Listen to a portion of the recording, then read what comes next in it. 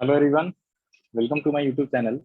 इस वीडियो में मैं जो है आपको मार्किंग स्कीम ऑफ क्लास 12 कैसे कैसे कैलकुलेट करना है, या आपको जो है क्लास 12 का सीबीएसई का जो एग्जाम इस साल हुआ नहीं तो उसका मार्क जो है कैसे अलॉट होगा या सीबीएसई कैसे अलॉट करेगी, इसकी जो नोटिफिकेशन दिया है सीबीएसई ने उसके अकॉर्डिंग मैं आपको ये एक्सप्लेन करने वाला हूँ with the help of one example. तो जो 30% और 40% मार्क्स जो स्कीम दिया जाएगा, ठीक है, 30% 10th और 11th क्लास के कॉम्पोनेंट एंड 40% जो वेटेज रहेगा आपका 12th क्लास के कॉम्पोनेंट का। तो यहाँ पे मैंने एक एग्जांपल लिया है। सपोज मान लो क्लास 10th में आपके 5 सब्जेक्ट्स में कितने कितने मार्क्स आए हैं, क्लास 11th में आपके 5 सब्जेक्ट्स में कितने कितने मार्क्स आए हैं। अब क्लास 11th और 12th में मैंने सब्जेक्ट नेम तो नहीं लिखा है, सिर्फ 5 सब्जेक्ट नंबर डाल दिए। तो आपके पास जो भी सब्जेक्ट है उस हिसाब से आप यहाँ पे अपना सब्जेक्ट लिख लेना, ठीक है, और उसका मार्क्स जो है आपके पास कितने कितने हैं वो चीज आपको करना है। तो अब 12th का तो एग्जाम नहीं हुआ है, बट ये जो 12th का मार्किंग है वो आपका जो इंटरनल असेसमेंट या प्री बोर्ड वगैरह हुआ है ना, उसके बेसिस पे 40% मार्क्स आपके आने। तो सबसे पहले तो मैं आपको बता दूं, ये जो 30% का जो ये फार्मूला है ना, 30% का 30% और 40% वाला जो फार्मूला है, ये किस हिसाब से आपको दिया जाएगा इसके बेसिस पे मार्क्स। तो इसके लिए एक तो सबसे पहले आप क्या करो, अपने क्लास 10th का जो मार्कशीट है ना, पहले आपको उसे ओपन कर लेना है, या आप चाहो तो यहाँ पे देखो जो क्लास 10th का आपका मार्कशीट होगा कुछ इस टाइप से होगा सीबीएसई का। इसमें क्या होता है, जो आपका ये टोटल मार्क्स है ना, इस टोटल मार्क्स का आपको कंसीडर नहीं करना है, और ना ही इसके इंटरनल या प्रैक्टिकल वाला जो मार्क्स है उसको कंसीडर करना है। आपको सिर्फ और सिर्फ थ्योरी कंपोनेंट जो है ना उसको कंसीडर करना है। थ्योरी कंपोनेंट का मतलब जो आपका एग्जाम हुआ था 80-80 नंबर का, उसमें से कितने कितने मार्क्स आपको मिले। तो आउट ऑफ 80 मार्क्स सपोज 45, 39, 19, 29, 40, इस हिसाब से आपको मार्क्स मिला होगा क्लास 10th में भी as well as class 11th में भी। तो उन दोनों के मार्क्स का फिर 30% वेटेज करना है। तो ये जो इंटरनल असेसमेंट है ना, ये वाला आपको कर देना, ये जानबूझ के दिया हुआ, ये 20 नंबर में से जितने जितने आपके मार्क्स मिले हैं वो था।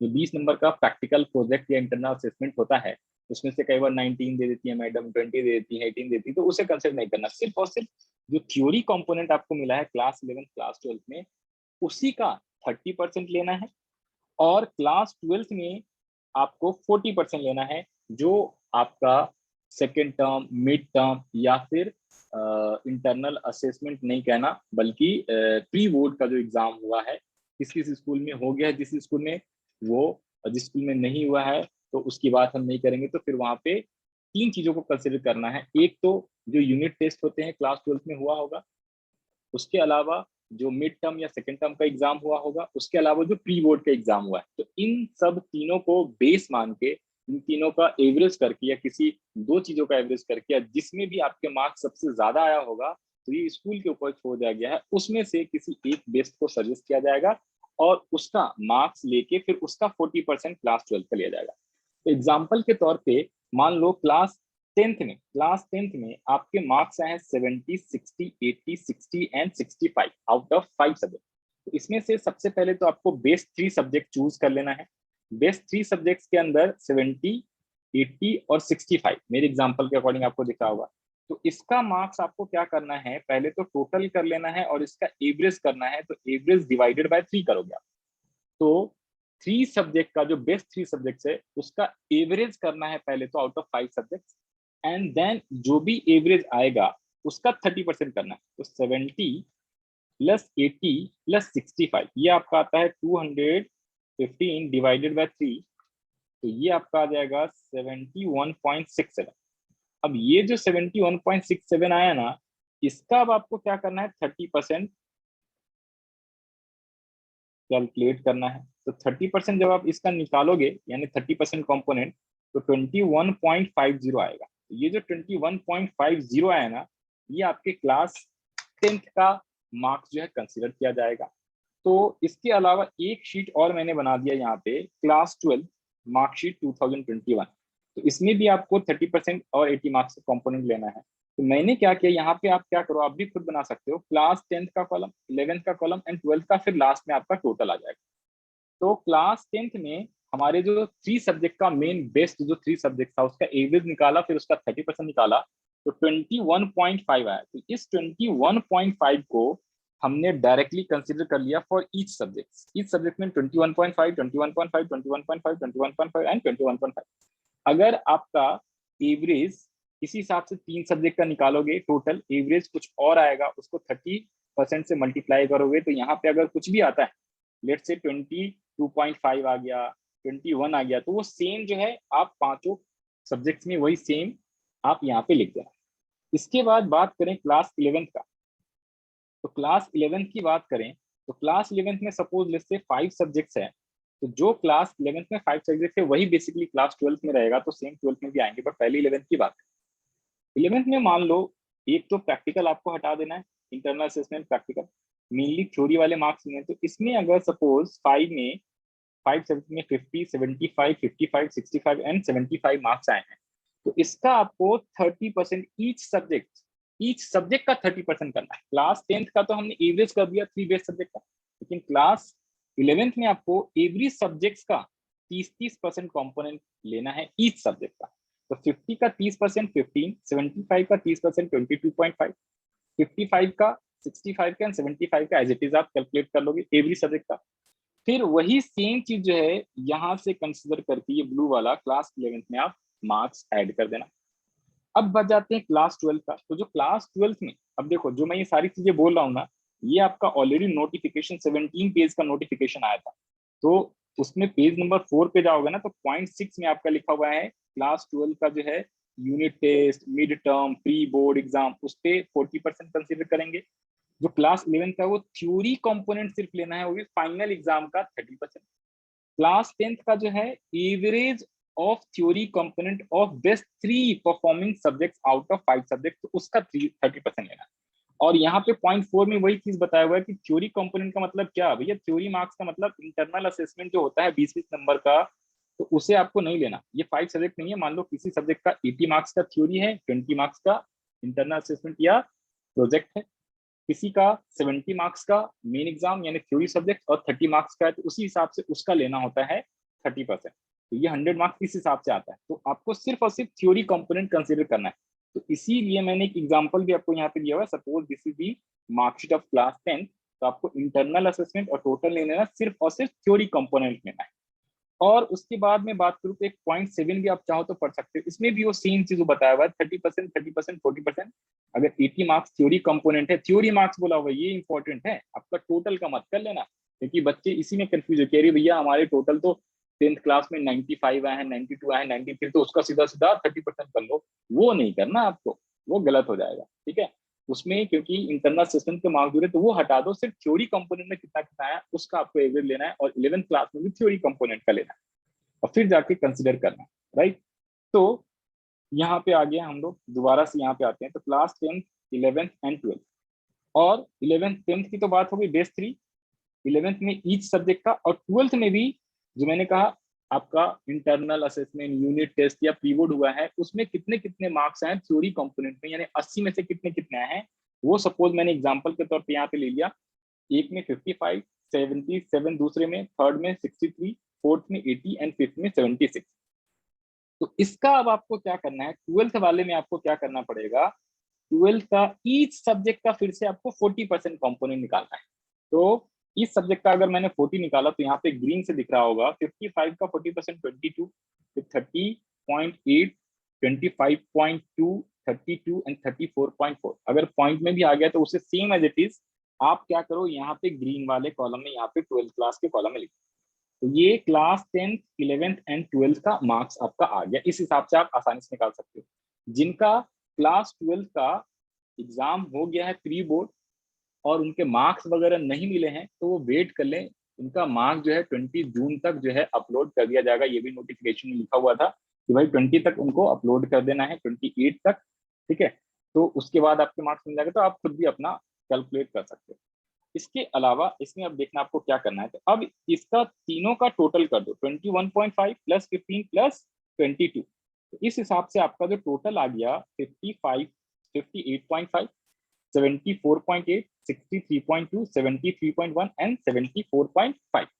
अब चूंकि ये पॉइंट में है तो इसको आपको ना क्या करना है, राउंड ऑफ करना है। राउंड ऑफ कैसे किया जाएगा वो भी बताया हुआ है कि भाई अगर 0.5 या 5 से ज्यादा आएगा तो उसको 1 मार्क्स कंसिडर कर दिया जाएगा, और 0.5 से कम होएगा ना तो उसको एक्स्ट्रा मार्क्स नहीं दिया जाएगा। तो जैसे कि 58.5 है तो उसको 59 कर दिया गया, 74.8 है तो 75 कर दिया, 63.2 है तो 63, 73.1 है तो 73 रहेगा, एंड 74.5 है एग्जैक्टली तो उसे भी 75 कर दिया जाएगा। और उसके बाद जो क्लास 12th में आपका इंटरनल असेसमेंट हुआ है या प्रोजेक्ट वर्क हुआ है, तो उसके बेसिस पे आपको 20 में से कितने कितने नंबर मिले हैं, तो वो एक मैंने एज्यूम किया हुआ है 19, 18, 20, 18 और फिर 19। और जिन लोगों के स्कूल के अंदर इंटरनल असेसमेंट नहीं हुआ है तो सीबीएसई ने बोला हुआ है कि भाई ऑनलाइन वगैरह कैसे भी करा के उनका इंटरनल असेसमेंट या प्रैक्टिकल वगैरह करा के उनके मार्क्स देना है। उसके बेसिस पे 20 मार्क्स में जितने जितने भी आएंगे तो वो आपके यहाँ पे ऐड हो जाएगा। फिर जाके आपका फाइनल टोटल मार्क्स यहाँ पे बनेगा। तो लेट से एग्जांपल के तौर पे 5 सब्जेक्ट में इतने इतने मार्क्स बन गए तो टोटल आप करोगे तो 439 बना, फिर इसका आप परसेंटेज आसानी से डिवाइडेड बाय 500 करके आप निकाल सकते हो। और ये भी बोला हुआ है स्कूल को सीबीएसई ने कि पॉइंट नंबर 9 जब आप पढ़ोगे, अभी 10 आपको पढ़ा देता हूँ, ये देखो कि अगर ये टोटल मार्क्स जो आया हुआ है ना तो इसके अंदर आपको क्या करना है, अपने स्कूल के जो स्टूडेंट्स हैं तो उनके ईच सब्जेक्ट के मार्क्स में आप चाहो तो 5 मार्क्स घटा सकते हो और बढ़ा सकते हो on the basis of their intelligence level, या उनका जो भी क्लास में परफॉर्मेंस जैसा भी रहा है क्लास 12 और 11 में, उसके बेसिस पे। क्योंकि टीचर जो होते हैं class teachers of each subject, तो उनको पता होता है कौन सा स्टूडेंट कितना इंटेलिजेंट है और कितना वो प्रेजेंट था क्लास में, क्या उसकी इंटरनल असेसमेंट्स वगैरह है, क्या उसका माइंडसेट है, कितना इंटेलिजेंट है कितना इंटेलिजेंट नहीं है। तो उसके बेसिस पे अगर स्टूडेंट्स को रैंकिंग वगैरह देना है, ठीक है, तो वो 5 मार्क्स जो है घटा बढ़ा सकता है और अपने हिसाब से वो दे सकता है। तो एक तो ये चीजें, उसके अलावा एक और भी चीजें हैं। ये जो मार्क्स दिया जाएगा वो कौन देगा आपको मार्क्स, तो मैं बता दूं, इसके लिए 5 मेंबर्स की कमेटी बनानी पड़ेगी एवरी स्कूल को। ठीक है, एवरी स्कूल को 5 मेंबर्स की कमेटी बनानी पड़ेगी। उस 5 मेंबर्स कहने मतलब 5 लोग रहेंगे। उस 5 लोग में एक तो जो मेन होगा वो आपका प्रिंसिपल्स होएगा, दैट इज चेयरपर्सन। दो जो टीचर्स होंगे आपके वो क्लास सीनियर सेकेंडरी वाले, क्लास 11 12 के जो मोस्ट एक्सपीरियंस टीचर्स है वो रहेंगे आपके स्कूल का। और कोई भी स्कूल किसी भी बच्चे का मार्क्स जो है ज्यादा बढ़ा बढ़ा ना दे, कोई गड़बड़ वगैरह ना करे, तो उसके लिए 2 टीचर ऐसे होंगे जो आपके नेबल स्कूल के होंगे, जो आपके पड़ोसी स्कूल हैं। ठीक है, उसमें से जो मोस्ट एक्सपीरियंस टीचर्स है वो 2 टीचर रहेंगे। तो ये 5 टीचरों का, 5 मेंबर्स का एक कमेटी रहेगा, वो लोग जो है ये मार्क्स वगैरह देंगे। और फिर इस मार्क्स को जो है सीबीएसई को अपलोड करना है एवरी स्कूल को। और फिर जाके एट द एंड 30 जुलाई तक यानी 31 जुलाई तक जो है सीबीएसई आपका रिजल्ट जो है अनाउंस कर देगा। तो ये विद जो है प्रैक्टिकल एग्जाम्पल के थ्रू मैंने आपको बता दिया कि आपके मार्क्स कैसे कैसे आएंगे। आप चाहो तो अपना मार्क्स खुद भी आसानी से कैलकुलेट कर सकते हो, क्योंकि आपके पास अपने 10th के मार्कशीट रहेगा और 11th क्लास का भी मार्कशीट होगा। और ये सारे पॉइंट जो है सीबीएसई ने कहाँ कहाँ पे बताया हुआ है, तो ये पॉइंट भी मैं एक बार सीबीएसई का 17 पेज का नोटिफिकेशन है भाई साहब, 17 पेज का, तो कोई आसान नोटिफिकेशन नहीं निकाला। इस चीज को आपको समझना पड़ेगा। आप चाहो तो खुद भी डाउनलोड करके सीबीएसई के साइट पे जाके वहां से डाउनलोड करके और ये आप पढ़ सकते हो। बाकी मैं लिंक दे दूंगा डिस्क्रिप्शन में कि आप फ्री में कहाँ से डाउनलोड कर सकते हो ये पीडीएफ नोट जो है, और यू कैन सिंपली से जो मैंने एग्जाम्पल बताया वो भी, और ये नोटिफिकेशन जो सीबीएसई का है वो भी। तो पॉइंट नंबर 9 में बताया हुआ कि भैया 5 मेंबर्स की कमेटी रहेगी, principal, chairperson, 2 senior most teacher और 2 सीनियर मोस्ट नेबरिंग स्कूल के टीचर। पॉइंट नंबर 10 में आओगे जो मैंने बोला है 5 मार्क्स जो है आपके टीचर जो है बढ़ा सकते हैं घटा सकते हैं, वो पॉइंट नंबर 10 का बी पार्ट है। इसमें +- 5 मार्क्स किया जा सकता है बाय योर स्कूल टीचर। ठीक है, तो आपके लिए ये मेन मेन पॉइंट्स रहता है। इसके अलावा अगर मैं डेट की बात करूँ तो इसमें डेट भी लिखा हुआ है कि कब कब तक किस किस डेट पे स्कूल को कितने कितने मार्क्स वगैरह अपलोड कर देना है सीबीएसई को, और आपका एग्जैक्टली रिजल्ट जो है कब तक आएगा। ये सबसे लास्ट पॉइंट में है। 17 नंबर पेज पे आओ एक बार, ये रुकना जरा, पेज नंबर 13 है। ये भी दिया हुआ है कुछ रेशनल डॉक्यूमेंट्स है क्लास 10 की, ये सब आप रहने दो। ये स्कूल के टीचर्स और स्कूल्स के लिए इंपॉर्टेंट रहता है। कुछ मिक्सचर्स भी हैं मैथ्स वगैरह के लिए, तो ये सब भी आप छोड़ दो फिलहाल, ये इतने आपके काम का नहीं। ये मिक्सचर्स 4 में जब आप जाओगे ना तो यहाँ पे डेट दी हुई है कि भैया आपको करना क्या है। तो ये देखो 30 जून तक फाइनलाइज कर देना है road map of the schedule by the committee.